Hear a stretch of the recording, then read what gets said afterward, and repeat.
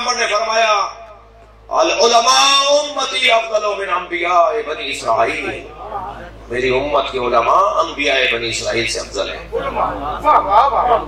پیغمبر اکرم نے فرما دی میری امت کے علماء، ہم ایک علی کو کہہ رہے ہیں افضل ہے، تو ان کے حلف سے نہیں ہوتا تھا۔ پیغمبر نے یہاں 3 سے زیادہ جمع کا لفظ بولا ہے، میری امت کے علماء بہت سارے عالم انبیاء بن اسرائیل سے افضل ہے۔ سنیوں کے بھی حدیث ہے، یہ شیعوں کے بھی حدیث ہے، حدیث ہے پیغمبر کی۔ حدیث سنی شیعہ تھوڑی ہوتی ہے، تو ہم ہو گئے سنی شیعہ۔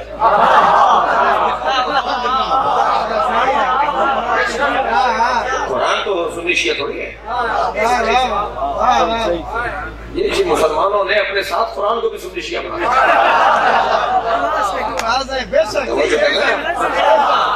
یہ مسلمانوں نے اپنے ساتھ حدیث کو بھی سنی شیعہ بنایا، یہ خود تو بدلے نہیں، قرآن کو بدل رہا ہے۔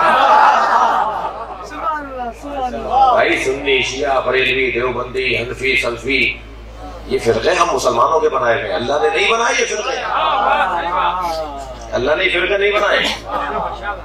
کوئی 300 سال بعد فرقہ بنا ہے، کوئی 400 سال بعد فرقہ بنا ہے، پیغمبر کے زمانے میں کوئی فرقہ نہیں تھا، یہ فرقے ہم نے بنائے، ہم نے اپنی کمزوریوں کو فرقوں میں بدل دیا۔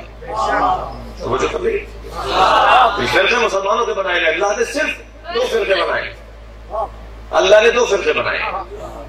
اللہ نے فرقہ بنایا حسینی اور یزیدی،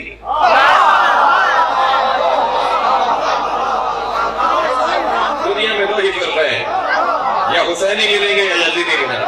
صلوات پڑھیں محمد و آل محمد۔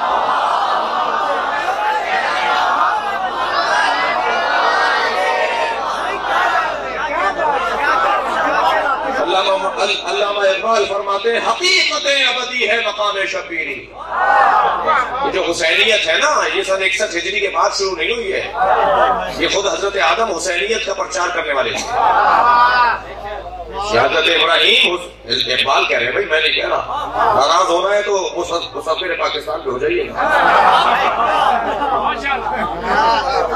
علامہ اقبال کہہ رہے ہیں حقیقت ابدی ہے مقام شبیری۔ مقام شبیری آدم جو تھے، حضرت آدم علیہ السلام، یہ مقام شبیری پر فائز تھے، یہ حضرت ابراہیم مقام شبیری پر فائز تھے۔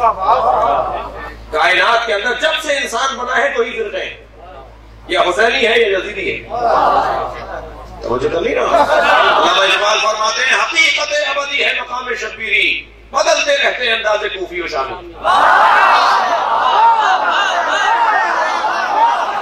اور حسینی اور یزیدی اگر فرقہ سمجھ میں آ جائے تو پھر عزیزان گرامی بہت ساری نفرتوں کا خاتمہ، بہت ساری نفرتوں کا خاتمہ، بہت ساری غلط فہمیوں کا خاتمہ۔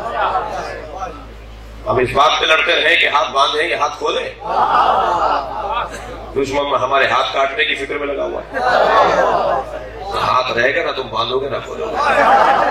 صلوات پڑھیں محمد والے۔